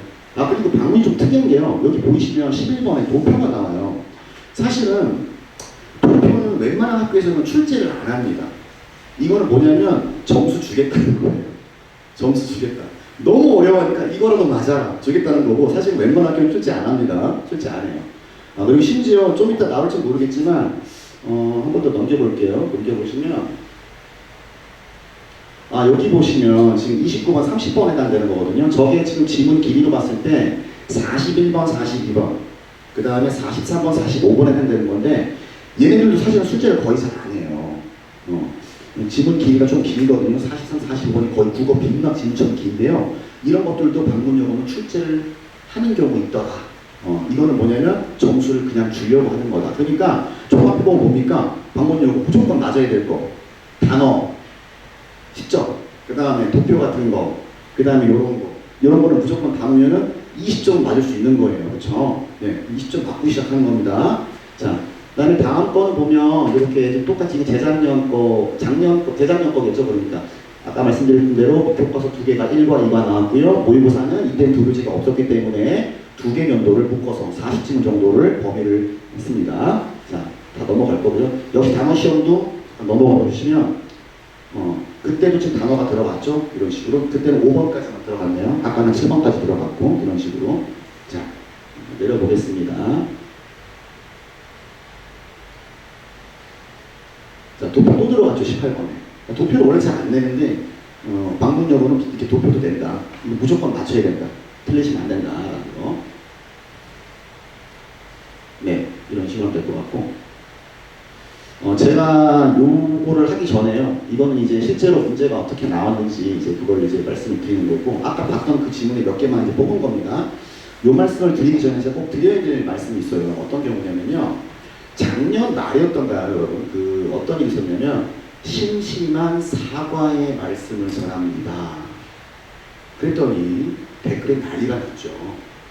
아니 아무도 화나 죽겠는데 사과를 심심하게 화나는데 그때 그 심심하다는 얘기는 정말 마음 깊이 우러나온다는 의미였잖아요. 그리고 심지어 어떤 경우도 있으니까 중식 제공합니다. 저는 한식 좋아해요. 뭐 이런 거 있잖아요. 그러니까 무슨 말이냐면 사실은 자기 모국어를 가장 잘 구사하는 사람이 제2외국어, 영어가 됐든 뭐가 됐든 잘하는 거거든요. 무슨 말씀인지 아시겠죠? 그 기초가 되는 게 뭘까요? 일단 첫 번째가 단어일 겁니다. 단어. 사실은 방금 말씀드린 뭐 심심한 사과라든가 중식 이런 거는 단어의 문제이기 때문에 사실은 외워주면 그만인데 진짜 문제는 뭐냐면 이 얘기를 잠깐 해드릴 거예요. 뭐냐면 문맹률이 있고 실질 문맹률이 있어요. 사실은 국어랑 영어랑 똑같습니다. 언어라는 공통 분모가 있는 거기 때문에 자 문맹률은 말 그대로 읽고 쓸 줄 아냐는 거잖아요. 그럴 수 있냐 없냐인데 우리나라는 정말 우리 세종대왕님 덕분에 문맹률이 1%도 안 돼요. 1%도 안 됩니다. 자기 이름 다 쓸 줄 알고 들을 줄 알고 다 할 줄 압니다. 문제는 뭐냐면 실질 문맹률이에요. 이걸 다른 말로 표현하면 문해력이 얼마나 있느냐. 문해력이 있느냐. 그 문해력의 반대말은 뭐냐면 난독증이에요. 그러니까 제가 무슨 글을 읽었어요. 무슨 글을 읽었는데 눈만 돌아간 거예요. 밑줄만 긋은 거지 실제 이 말이 무슨 말인지 모르는 거. 이거는 단어를 모르는 것보다 정말 심각한 거예요. 그래서 제가 마지막 부분에 한 번 더 이렇게 설명을 드리긴 할 겁니다. 이거를 극복할 수 있어요. 난독증, 실제 문맹률을 극복할 수 있습니다. 실제로 제가 이게 진짜인지 아닌지 모르겠지만 동의하는 분들도 있고 아닌 분들도 있겠지만 실제 문맹률이 OECD 조사를 했다고 하더라고요. 그랬더니 우리나라 실제 문맹률이 75%예요. 75%. 그러니까 4분의 3이 뭘 읽었는지 모른대요. 4분의 1은 아는 거예요. 그러니까 한 문장 다음에 한 문장이 정확히 해석이 되면 번역이 된 거잖아요. 영어를 우리말로 번역을 했어요. 그럼 그 다음 문장이 나오잖아요. 또 그 다음 문장이 나오잖아요. 그래서 한 문장이 이어져 가지고 서론을 형성하는 거거든요. 네. 그래서 그렇게 유기적으로 뭔가 문장과 문장을 이어서 요거 말을 하고 싶은 거구나. 글쓴이가 필자가 이렇게 가야 되는데 그냥 눈만 감는 거예요. 이렇게 눈만. 뭔 소리인지 모르고. 요거는 극복할 수 있다. 잠시 뒤에 말씀을 드리겠다. 좀 말씀드리고요. 뭐가 나오냐면 여기 보시면 조금 확대한 것 뿐이고요. 22년 3월 30번 문제. 아까 말씀드린 대로 문맥상 적절하지 않은 걸 골라라. 1번부터 5번 중에 이게 원래 문제였는데 요거를 바꾼 거예요. 밑줄 A가 의미하는 게 뭐냐 이런 식으로 여기다 밑줄을 박았죠. thicker skin 해가지고 네. 저런 것들은 뭐냐면 비유적 표현이에요. 비유에는 이제 직유법, 은유법이 있겠지만은 보통 이 녀석들 3점짜리 주거든요. 어렵게 느껴지는 이유가 은유적인 표현을 좀 많이 주긴 합니다. 그래서 조금 어렵긴 해요. 자, 어쨌든 이렇게 번역이 된다는 걸 좀 크게 보여주는 거고요. 이걸 선택지, 네, 됐고요. 그 다음에 내용 일치하지 않는 게 바로 아까 이렇게 외부 지문입니다. 뭐냐면 아까 유튜브 말씀드렸죠? 거기에서 이거를 텍스트를 추출해가지고 이걸 가지고 문제를 낼 건데 사실은 그 텍스트가 문법적으로 복잡한 구조도 아니고 그래서 거의 나온다 그러면 지금처럼 내용 일치하지 않는 거 요 정도로 나온다고 보시면 될 것 같아요. 그 다음 내려가시면 여기도 있고 선택지 보시면은 이런 식으로 내용 일치하냐 안 하냐 이렇게 나오는 거. 그 다음 올림포스 구문 연습 여기 300스트럭처 나와있는데 이 자체 교재가 문법 위주로 좀 딱딱한 교재였어요. 사실은 조금 권장하고 싶지 않은 선생님으로서 그런 교재긴 하지만 하여튼 이런 식으로 하는 교재로 출제를 했고 사실은 문법 같은 경우는 이 교재를 올해도 그대로 쓰실지 모르겠지만 안 쓸 것 같아요. 안 쓸 것 같고 다른 교재를 하시겠죠. 아무래도 하시게 될 텐데 아마 일반적으로 다른 학교처럼 독해 교재라든가 이런 게 되지 않을까라고 조심스럽게 예상해 봅니다.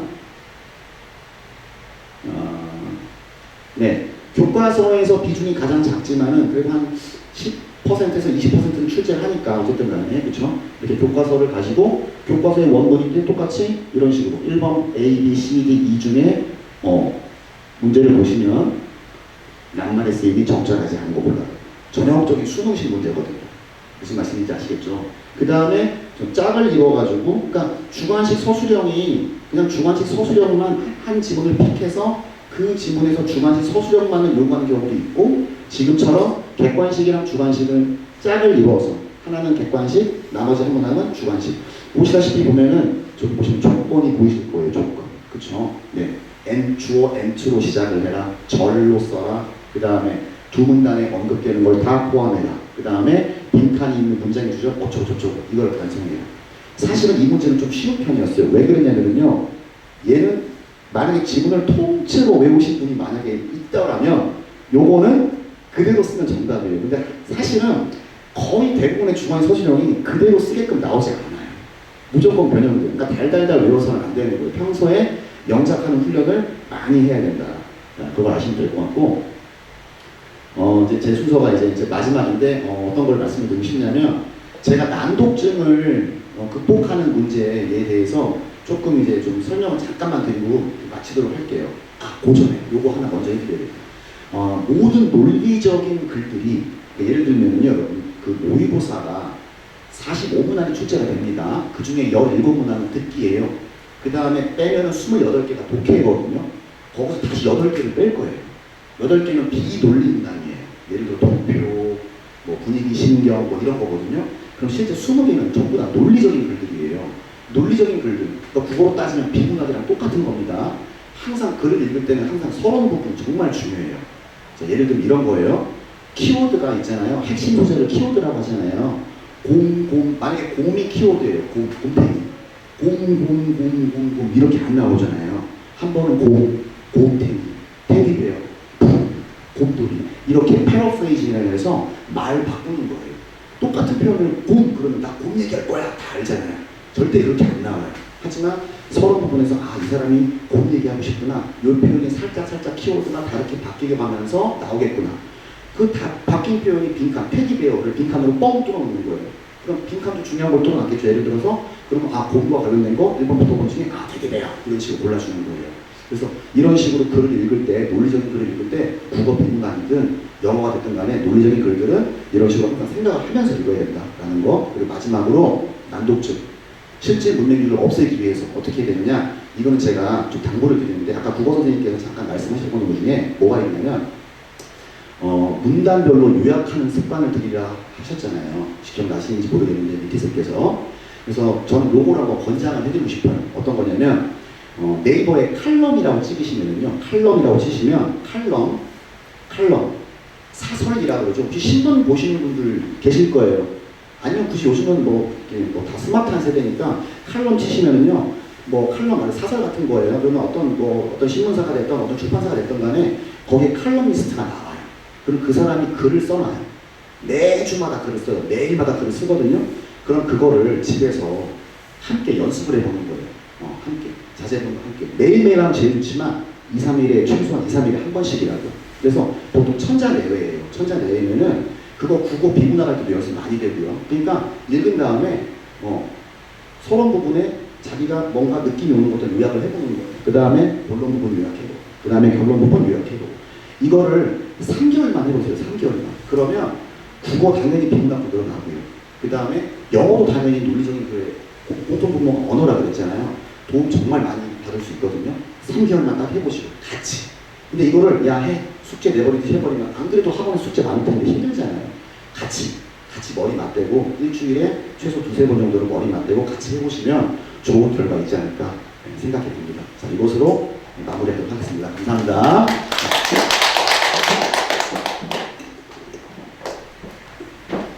네, 100% 선생님의 정말 열감 저도 잘 들었습니다.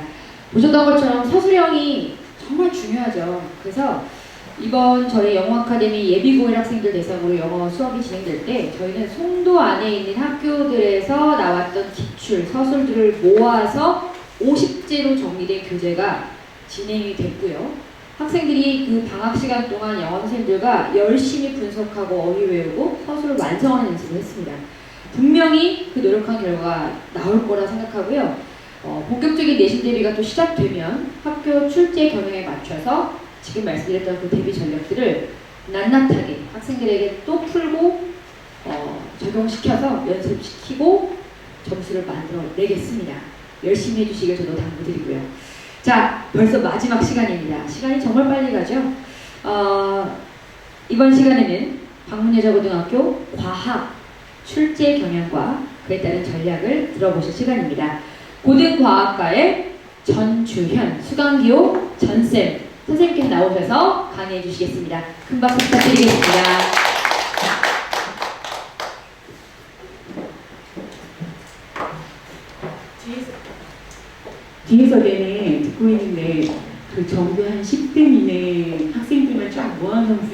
뒤에서 키워주는데 왠지 더 떨리네요.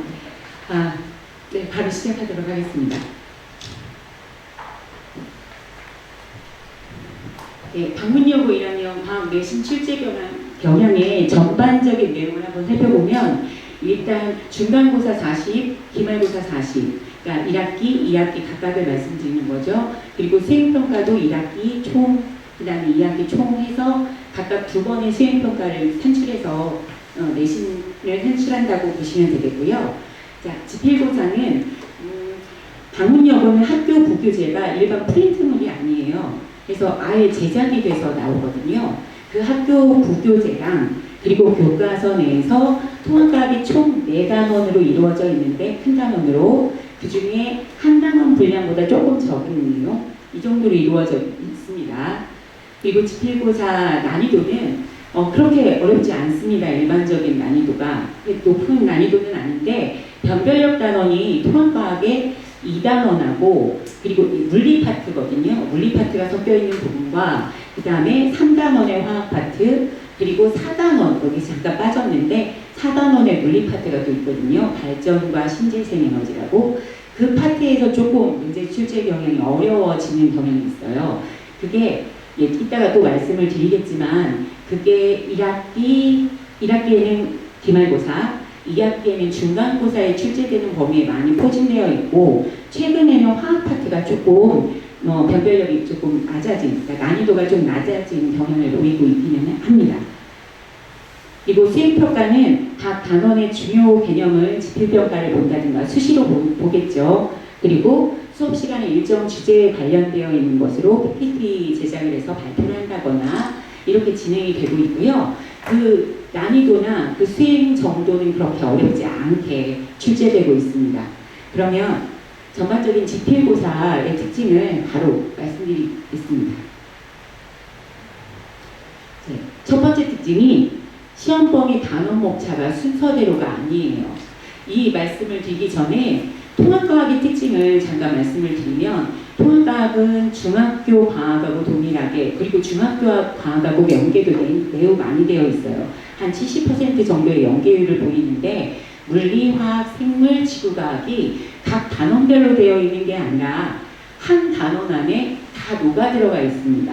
그래서 스토리별로 전개가 되어 있어서 굉장히 범위는 넓고 그 각각의 내용들마다 그 깊이를 다양하게 가르칠 수 있게끔 굉장히 거칠게 단원이 만들어져 있다고 저는 생각을 하는데 그 단원으로 되어 있는 이 통합과학 자체가 국영수하고 시수가 본 수업 시수는 동일합니다. 동일하고 과학 탐구 시간까지 합치면 5차시, 그러니까 주 5차시로 이루어져 있기 때문에 중요도가 굉장히 높아진 단원이기도 해요. 그런데 이 통합과학을 담당하시는 통합과학 전공 선생님은 없어요. 무슨 말이냐면 일반 학교에서 과탐 1, 과탐 2를 하시는 선생님들, 그러니까 물리원, 생명과학원, 지구과학원, 그 다음에 화학원을 가르치시는 선생님들께서 각각 돌아가면서 이 남는 본인이 이제 학교 수업에 참여하시다가 1학년까지도 수업 여력이 되시는 선생님께서 각각 담당하시다 보니까 가장 일반적인 학교에는 그냥 대표 선생님 한 분 뽑아서 앞에서부터 진도를 쭉 진행을 합니다. 그러면 1단원, 2단원, 3단원, 4단원을 각각 1학기에 중간 기말, 2학기 중간 기말 이렇게 진도를 진행하는 학교가 대표적이고요. 그리고 일반 다른 학교에서는 그 선생님들이 담당 선생님들이 조금씩 바뀌다 보니 선생님들마다 담당 선생님께서 바뀌시면 1단원에서부터 쭉 진행하던 단원도 1단원, 3단원 그러니까 1단원에 내가 앞에서부터 가르치면 3단원의 선생님은 화학부터 가르친달지 그러니까 담당하시는 부분을 먼저 가르치시려고 하는 경향이 있고 그 부분에 있어서 문제들이 조금 더 어렵거든요. 근데 방문여고는 담당하시는 선생님이 정해져 있기는 한 것 같습니다. 부교재가 아예 만들어진 걸 보면. 근데 이 선생님들께서 정해져 있긴 하신데 이 나오는 문제 그 단원 목차가 굉장히 마음대로라는 거죠. 예를 들면 1단원에 물, 화, 생지가 다 녹아들어 있는데 1단원에 물리 파트를 가르치시는 선생님은 1단원에 앞에서부터 가르치지 않으세요. 제일 마지막 1단원의 4소단원인 신소재 부분을 가르치시는 거죠. 왜냐하면 그게 물리 영역이니까. 그리고 지구과학 선생님들이 담당하시는, 지구과학 선생님도 담당하시는 것 같은데 지구과학 선생님은 처음부터 가르치시는 거죠. 그리고 생명과학 선생님은 갑자기 3단원의 마지막 단원을 가르치세요. 그러다 보니까 학교 교재가 만들어졌어도 그 교재 내용에서 나오는 부분이 다 달라요. 그러니까 학교에서 수업을 잘 안 들으시지는 않을 테지만 그 단원 어디를 수업을 진도를 나가고 어떤 부분을 강조하셨는지를 굉장히 신중하게 잘 아셔야 된다는 게 특징입니다. 그래서 나오는 단원들이 굉장히 중구난방이라는 거죠. 그나마 중간고사는 이렇게 정해져 있는데 여기 보시면 시험지 잘 보이시는지 모르겠지만 빅뱅 이론의 앞에 내용과 여기는 아까 말씀드린 1단원의 4소단원을 나타내고 있는 거거든요. 이렇게 보시면 여기는 갑자기 화학 파트가 나오기도 하죠. 물론 1단원에 들어있는 내용이에요. 그리고 여기는 3단원에 있는 생명 파트가 이렇게 나옵니다. 그리고 물리 파트가 끝나게 되면, 지구과학 파트가 끝나게 되면 2단원에 갑자기 2소단원을 들어가서 이렇게 시험 범위가 진행이 되거든요. 그러다 보니 시험 범위가 가르치는 입장에서도 그렇고 배우는 입장에서도 그렇고 통합과학 취지에도 안 맞는데 이게 전반적으로 얼개가 뒤죽박죽이 돼요. 잘 연계가 안 되는 특징이 있다는 거죠. 그래서 가르치는 입장에서 보면 이 시험 대비를 어떻게 해야 될지가 되게 난감해요. 중간고사 범위 같은 경우에는 앞에서부터 진행이 되다 보니 아이들하고 같이 섞여서 진도 진행하면서 개별적으로 따로 시간을 빼서 저희가 수업 실수 이외의 보강 시간이 오히려 더 많은 학교가 방문여고입니다. 그리고 이게 기말고사 2학기로 넘어갈수록 방문여고 아이들만 따로 모아놓지 않으면 이 통합과학 자체의 수업 진도를 나가는데 되게 애매해져요. 그래서 단 한 명이라도 이 아이들이 범위가 다르다 그러면 저는 이제 진행이 되면 될수록 이 아이들을 따로 묶어갖고 수업 시간을 따로 배치하는 편이거든요. 일반 저희 학원도 큰 학원인데 이 학원들의 특징은 일반적으로 그래서 방문여고 아이들 몇 명 이상 모아야 통합과학반을 짜준다 이런 식으로 진행하는 학원들이 대부분인 걸로 알고 있거든요. 근데 영어 아카데미는 그렇게 진행하지는 않습니다. 아이들이 단 한 명이라도 선생님들께서 꼼꼼히 보충해 주시고 꼼꼼히 가르쳐 주시는 모습을 볼 수 있었습니다. 그게 여러분들도 그래서 학원 선택에 굉장히 많은 유의가 필요하고 또 중간에 혹여나 다른 이유로 학원을 옮길 때도 굉장히 불편함을 느낄 수 있는 부분이라는 것도 여러분이 인지를 해주셔야 된다는 거죠. 이게 다 그 내용이고요. 두 번째, 지필고사 특징의 두 번째인데요. 각 단원별 대표 개념 문제 위주로 출제합니다. 그리고 대표 개념 문제가 되게 유사해요. 보시면 제가 대표 개념 유사 문제들을 이렇게 뽑아봤거든요.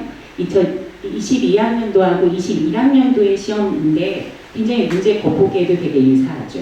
이런 유사 문제들은 각종 문제집에도 많이 나와 있기 때문에 특별하게 이제 어느 문제집에서 주로 출제돼? 라고 하는 건 통합과학에서는 특히 모의고사에서 출제되는 거 말고 뺀다면 거의 어느 문제집에 출제된다라고 하는 걸 말씀드릴 수가 없어요. 자료도 워낙 방대하고 유사성이 되게 높기 때문에. 그래서 제가 지금 22학년도, 21학년도에 그냥 유사성만 보여드리겠습니다. 자, 다음 보시면 이렇게 여기는 지금 빅뱅 이론 초기에 양성자, 중성자가 생성된 다음에 기본 입자 이후에 생성되는 입자들의 탄생 과정에 대한 얘기고 우주배경 복사 이외에 수소와 헬륨의 질량 비율이 3대 1이라는 걸 증명하는 내용인데 문제가 되게 유사하죠. 이거는 3단원에 들어있는 세포막의 구조에 대한 지식인데 문제 역시 되게 비슷합니다. 여기도 3단원에 해당되는 문제인데 효소에 관련된 실험 문제거든요. 실험 문제인데 보시면 똑같은 문제라는 걸 알 수 있으세요. 다 기출문제집을 받으실 거기 때문에 나중에 확인해 보시면 더 많은 유사 문제들을 찾으실 수 있습니다. 그리고 세 번째의 특징은 단원별 문제 난이도의 차이가 굉장히 두드러집니다. 그러니까 1학기 때는 1학기 중간고사 출제 범위가 중에서 중상 정도? 그래서 문제들이 그렇게 어렵지가 않다라고 느끼실 거예요. 그런데 일반적으로 2단원과 4단원, 아까 말씀드린 그 변별력 단원에 해당되는 문제가 나오게 되면 아이들이 느끼기에 확 어려워집니다. 일단 단원 자체의 체감이 아이들이 여기 단원 왜 이렇게 어려워요 선생님 이렇게 얘기하는데 문제 자체도 선생님들이 조금은 더 어렵게 내신다는 거죠. 이게 보면 그냥 학생들이 느껴보실 수 있으실 거예요. 문제를 딱 보게 되면 어려운데? 이렇게 느낀단 말이죠. 자, 이런 문제들로 출제된다는 게 특징이고요. 자, 이게 2단원만, 기말고사에 해당되는 2단원만 말씀드린 거고요. 이제 여기 2학기 부분을 제가 미처 실지 못했는데 2학기에 해당되는 그 4단원 내용도 마찬가지라는 거죠. 또 특징 네 번째로는 문항수가 다른 학교에 비해서 두세 문제가 적습니다. 굉장히 많이 내는 학교가 송도고인데요. 50분 안에 문제를 싹 풀고 나면 땡칩니다. 그런 학교가 송도고고요. 오히려 방문여고는 문항수가 굉장히 적어요. 24문제? 이 정도로 나오기 때문에 이 정도로 나오니까 아이들이 시간은 넉넉합니다. 반면에 한 문항당 100점이 너무 높아요. 그래서 조금 실수했어요. 애들은 몰라서 틀리지 않습니다. 절대. 실수해서 틀리지. 그런데 한 문제를 실수하다 보면 꽝 거죠. 여기 보시면 22학년도 1학기 중간고사 배점이 4.0점에 4.3점입니다. 제일 어려운 문제가 4.3점, 제일 쉬운 문제가 4.0점. 1학기 중간고사 22학년도 지금 오타가 난 것 같은데 22학년도 그다음에 21학년도 이렇게 되겠습니다. 3.9점, 4.4점이에요. 배점 1점 차이로 등급이 오가는 문제에서는 어떤 문제를 실수하느냐 아니면 실수하지 않고 제대로 잘 푸느냐 이게 굉장히 중요하게끔 된다는 말씀입니다. 일단 이런 문제에 대한 실수를 줄이거나 그리고 배점이 높은 문제는 주로 어떤 문제 유형인지 다음으로 이어질 건데요. 보시면 지필고사의 특징 5번째는 위 앞에 4번째 특징하고 조금 이어지는 건데 자료를 해석하거나 탐구 실험 문제들의 배점이 상대적으로 0.2점, 0.1점이라도 높습니다. 문제가 그렇다고 그렇게 어렵지는 않아요. 보시면 여기 11번 문제, 여기 7번 문제인데 제가 출제 연도는 지금 생략을 했는데요. 11번 문제와 7번 문제는 똑같이 주기율표의 특징에 관련된 거거든요. 원소의 주기성에 관련된 건데 지금 11번 문제는 똑같은 문제라도 이 자료에 맞는 걸로 재배치를 해야 되는 본인의 사고력이 조금 더 들어가는 자료 해석이고요. 17번 문제 같은 경우에는 그냥 아이들이 이 주기율표는 100% 제가 외우라고 하거든요. 아이들이 다 외우고 있을 거고 거기에 해당되는 단순한 보기에서 맞는 답지를 고르는 문제 유형이에요. 그러니까 지금도 보여드리는 왼쪽은 자료 해석이나 탐구 실험 문제고 오른쪽은 단순 암기 문제라고 생각을 하시면 맞겠습니다. 네, 두 번째는 여기 생명 파트인데 왼쪽은 삼투 현상에 대한 실험 문제고 오른쪽은 학생 A, B, C에 맞는 말, 틀린 말을 골라라. 같은 단원에 해당되는 문제인데 배점이 여긴 4점, 여긴 4.3점. 지금 방문여고 같은 경우에는 4.4점이 최고의 배점이기 때문에 배점이 굉장히 높은 편에 해당되죠. 그리고 여기는 16번도 마찬가지로 같은 단원에 해당되는 문제인데 15번은 우리 학생들 딱 보시면 이거 중학교 실험인데 라고 할 거예요. 중학교 실험 문제거든요. 그러니까 문제가 어렵지는 않다는 얘기예요. 동일한 내용의 중학교 실험을 딱 가져와서 문제를 내고 있으니 이 문제를 금방 맞출 수 있어요. 이만큼 공부를 하면. 근데 오른쪽 같은 경우에는 그냥 암기 문제입니다. 근데 이 두 문제를 비교해 보시면 역시 실험 문제가 난이도는 되게 낮지만 4.3점으로 배점이 되고 있습니다. 여기도 마찬가지로 생명과학 파트인데 오른쪽 8번은 단순 암기죠. 자료 해석처럼 보이지만 대부분 암기 문제라고 보시면 되는데 왼쪽에 있는 문제들 같은 경우에는 지금 생명과학의 유전의 전사, 번역에 관련된 문제인데요. 그냥 이거를 실험 문제로 나열만 해놓은 거예요. 그러니까 문제 자체가 어렵지는 않습니다. 그 어렵지는 않은데 이 안에서 나열된 순서대로 내가 해석해서 찾아놓기만 하면 되는 문제거든요. 일종의 자료 해석인 거죠. 실험과 더해진. 이런 문제들의 배점이 높다는 거죠. 그래서 지금까지 말씀드린 내용을 좀 정리를 해서 어떻게 하면 방문여고 1학년 과학을 조금 더 내가 실수하지 않고 그리고 조금 더 공부한 게 더 많이 드러날 수 있도록 어떻게 대비를 할 수 있지 않을까라고 하는 방법을 조금 말씀을 드리자면 너무나 당연한 얘기지만 일단 각 단원의 대표 개념 반드시 이해하고 이 이해한 게 많은 문제풀이를 통해서 실수하지 않도록 하는 거죠. 실수는 다 할 수는 있지만 실수를 줄이는 전략은 다름 아니게 이 용어나 이 단원의 내용이 그냥 제가 빠르게 읽어도 이게 너무나 지당한 말로 이렇게 자연스럽게 답을 할 수 있게끔 하면 되는 거거든요. 그거는 저는 다른 방법은 없다고 생각합니다. 그 단어로 이루어진 문제를 수없이 읽고 반복적인 풀이 과정이 훈련이 되면 자연스럽게 실수도 줄어들거든요.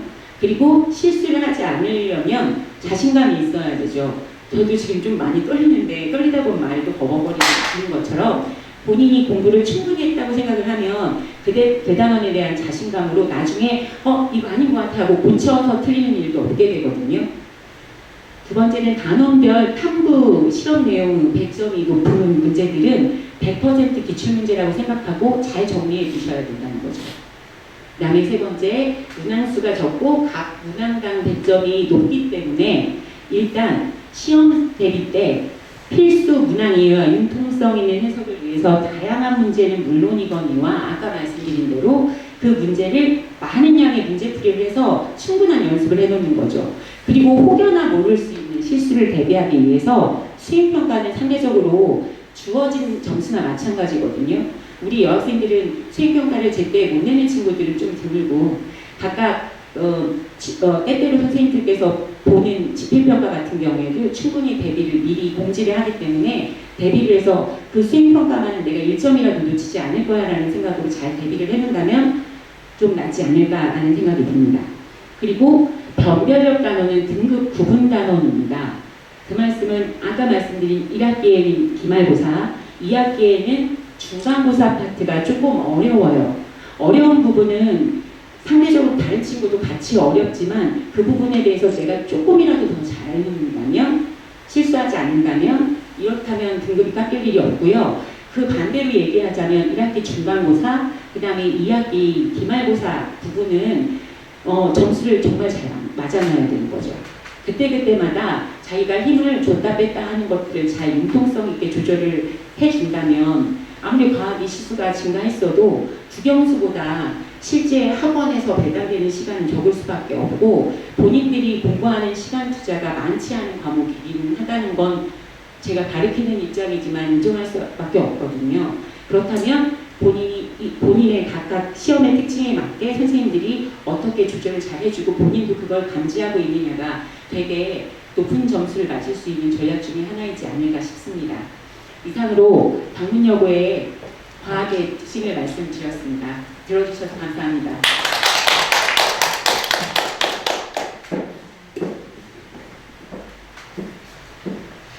네, 이렇게 해서 저희가 국어를 시작해서 과학까지 방문여고 내신에 대해서 말씀을 드렸습니다. 정말 유익하셨죠? 사진도 많이 찍으시고 또 이렇게 드린 핸드아웃 맨 뒷면을 뒤집어서 메모하는 우리 학생들까지 너무나 열심히 들어주셔서 내년 2024년도에는 어떻게 더 잘해야 될까 저는 그걸 고민하면서 뒤에서 계속 저도 메모를 했습니다. 휴대폰에다가 함께 해주신 우리 학부모님 학생 여러분들 진심으로 감사드리고 아까 제가 중간중간 말씀드렸던 것처럼 방문여고를 전문으로 하고 있는 저희 영어아카데미 학생들의 대입을 위해서 최선을 다하고 진심을 다하겠습니다. 함께 해주셔서 감사합니다. 안녕히 들어가세요. 고맙습니다.